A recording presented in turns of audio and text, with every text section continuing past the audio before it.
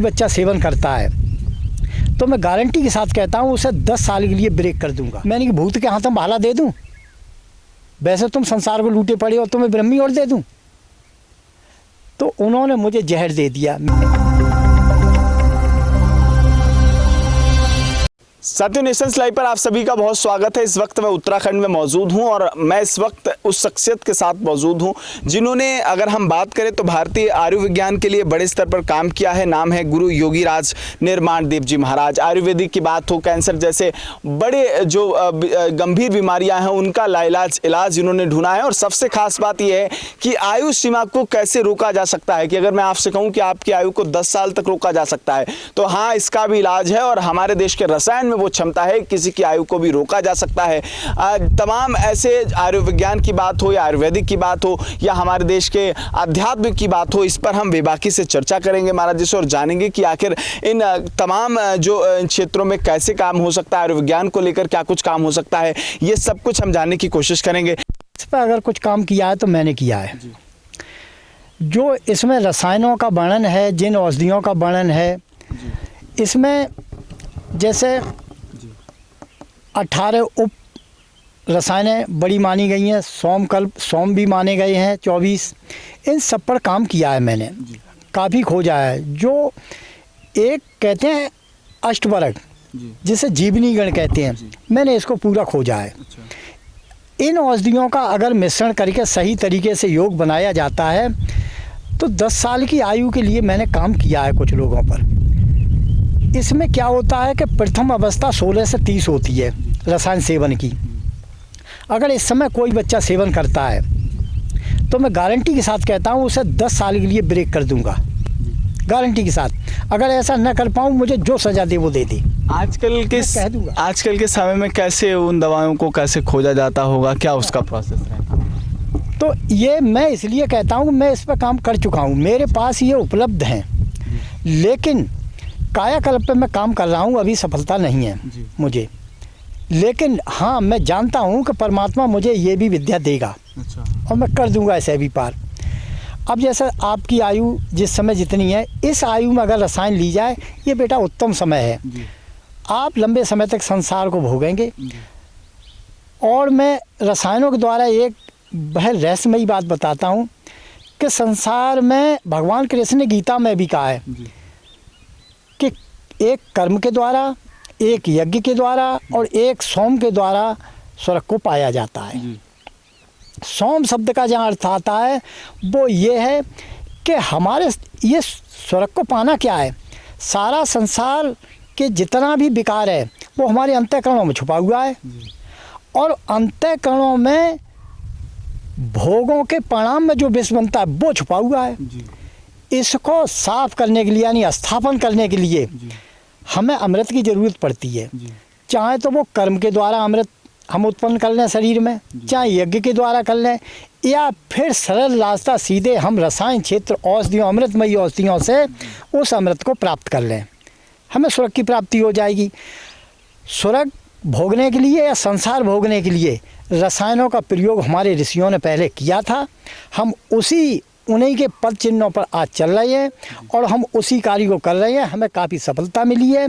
अब आप बात कहेंगे कि हमारे यहाँ से सिद्धियाँ क्यों चली गई। एक रहस्यमयी बात बेटे, आपकी आयु वाले कम पूछते हैं। मैं समझता हूँ परमात्मा ने ज़रूर आपको ये बुद्धि दी है तो कोई आपका विशेष कर्म है। देखिए, मैं एक बात कहता हूँ, जैसे हम लोग जो दिखाई दे रहे हैं, पहले एक बात करते हैं तो ये विज्ञान भी कहते हैं कैसे दिखाई देते हैं कि हमारी आँखों से जो किरणें निकलती हैं और वो वहाँ से चित्र को लेकर वापस आती हैं, हम देख लेते हैं। अगर ये वहीं शोषण कर दिया जाए या मार दिया जाए उन्हें, तो हम किसी को नहीं देख पाएंगे। ऐसी औषधियों में हमारे यहाँ ऐसी रसायनें हैं, इनमें ये ताकत है कि दूसरे की आँखों से निकली हुई किरणों को शोषण कर देती हैं और वो वापस नहीं जाती हैं, वो अदृश्य विद्या हो जाती है। एक चीज़ और मैं आपसे समझने की कोशिश करूँगा। आपने बताया कि ये रसायन की ताकत है कि उन सिद्धों को समझने की कोशिश होगी। जो हमारे समय में जो सिद्धियाँ होती थी, क्या वो आयुर्वेदिक से होती थी, रसायन से होती थी, क्या उनका कुछ अध्यात्म से प्रोसेस जुड़ा होता था?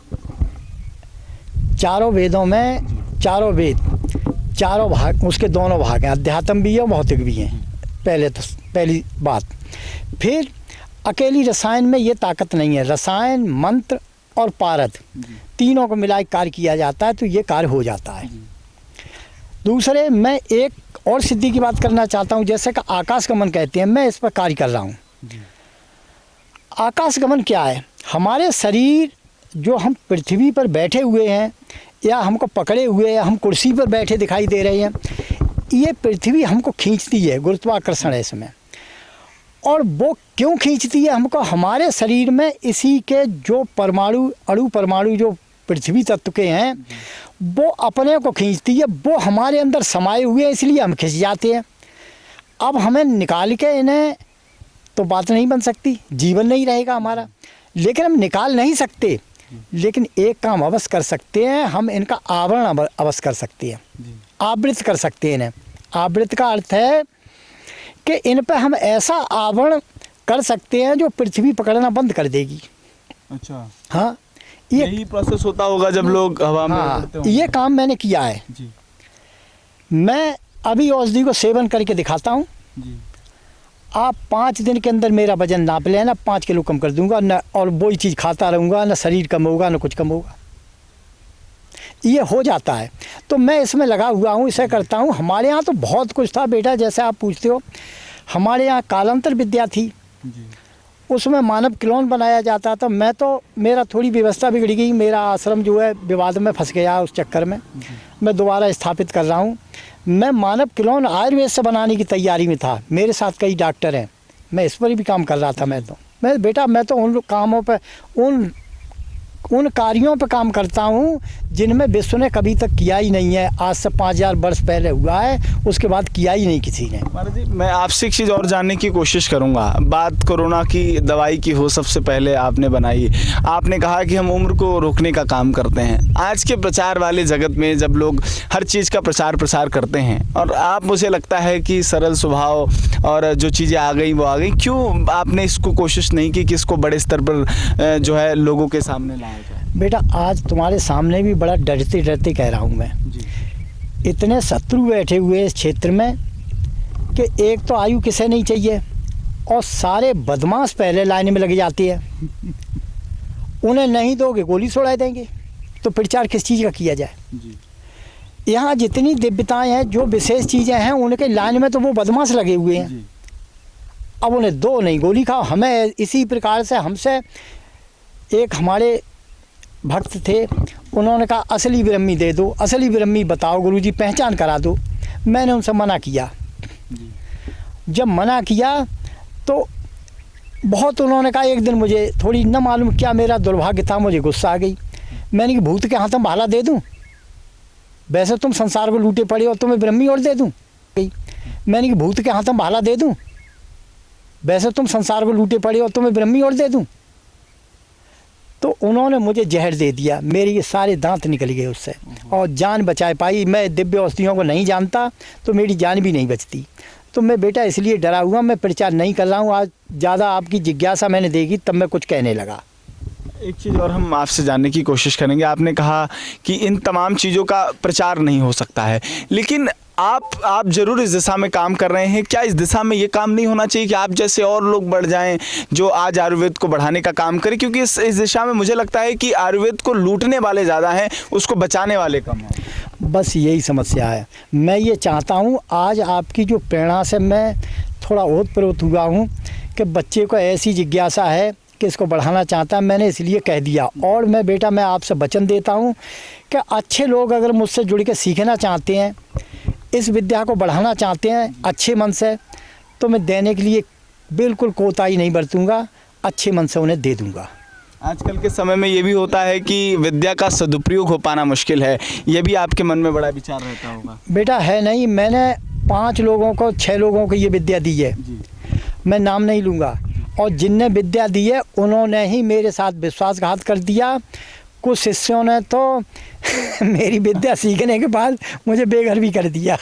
बताइए, मतलब घर छोड़ा, सब कुछ छोड़ा, लेकिन आज भी उस स्थिति में है। समाज को बदलने की प्रेरणा है, समाज को कुछ देने की इच्छा है। आपने, मैं फिर एक बार उस बात पर लौटूंगा जो आपने कायाकल्प की बात की, लोगों को कहीं ना कहीं 10 साल तक करने की बात की, लेकिन मैं ये आपसे समझने की कोशिश करूंगा पंडित एक बार महाराज जी कि इसको करने का जो प्रोसेस तो हम नहीं जानना चाहेंगे, लेकिन ये कितना लंबा प्रोसेस होता है अगर हम महीने की बात करें, इसको जो सेवन करने की बात करें? बेटा इसमें रसायन 2 प्रकार की होती हैं, बल्कि 3 भी मानी गई हैं।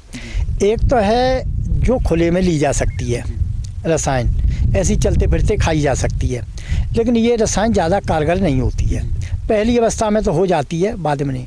दूसरी है रसायन गर्भ, यानी कोठरी के अंदर वायु बचाकर वायु के रहते स्थान में ये ली जाती है, पंचकर्म से शुद्ध करके शरीर को तब ली जाती है।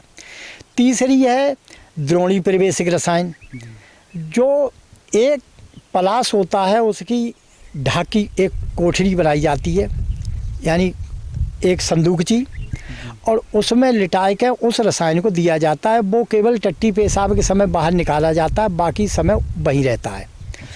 तो उसमें 6 महीने तक रहने से उसमें तरंगें अंदर से शरीर में उस रसायन की तरंगें पैदा होती हैं, बाहर से वो ऐसे लेप किए जाते हैं, उनकी तरंगें पैदा होती हैं, तो मनुष्य देवताओं के समान हो जाता है।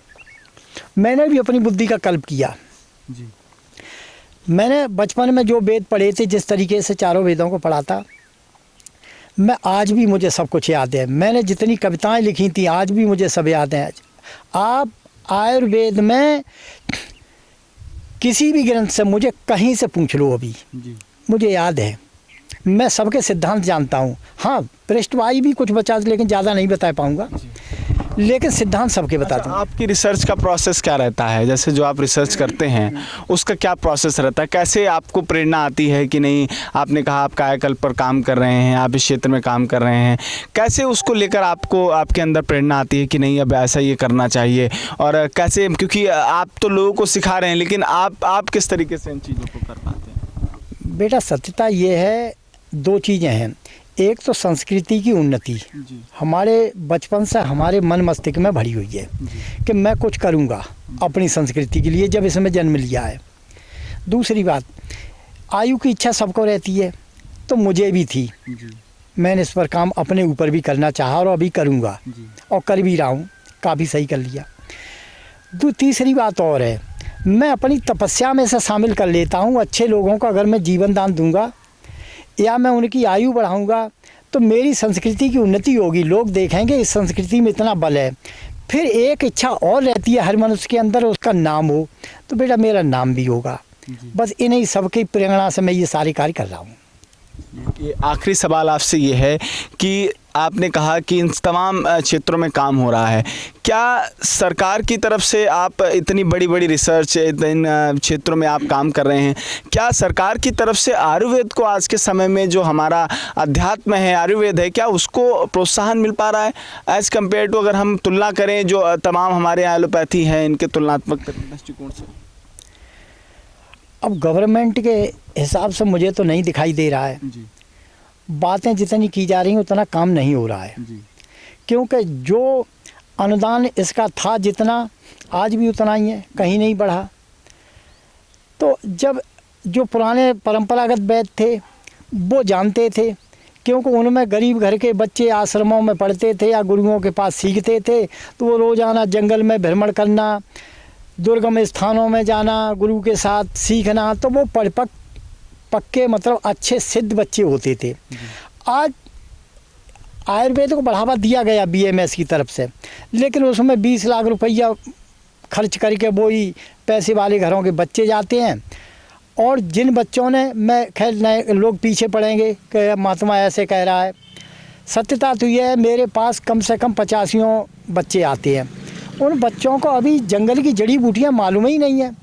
उन बेचारों ने फ्लैटों में रह रहे हैं, अधिकांश उनमें से अधिकांश वो बच्चे हैं जिन्होंने सारी सब्जियों के और सारे खाद्य पदार्थों के पौधे नहीं देखे हैं, तो वो थ्योरिकल जानकारी से वो कुछ नहीं कर पाती हैं जानकारी। हाँ, अब जो सिद्ध वैद्य हैं उनके लिए कुछ किया नहीं जा रहा है, न तो उनको जो है कोई सर्टिफिकेट दिए जा रहे हैं ऐसे, न कोई ऐसा उन्हें कोई सुविधा प्रदान की जा रही है। और उसके बाद में पाबंदियाँ और लगाती हैं। कहीं कोई पत्रकार आके खड़ा हो जाएगा, भाई तुम कैसे कर रहे हो, कहीं पुलिस वाला खड़ा हो जाता है, भाई कैसे कर रहे हो। तो उनके सामने बाधाएं हो, तो मैं क्या कहूँ, इसे यही कहूँगा कि उसकी उन्नति नहीं हो रही, बल्कि उसको मिटाया जा रहा है।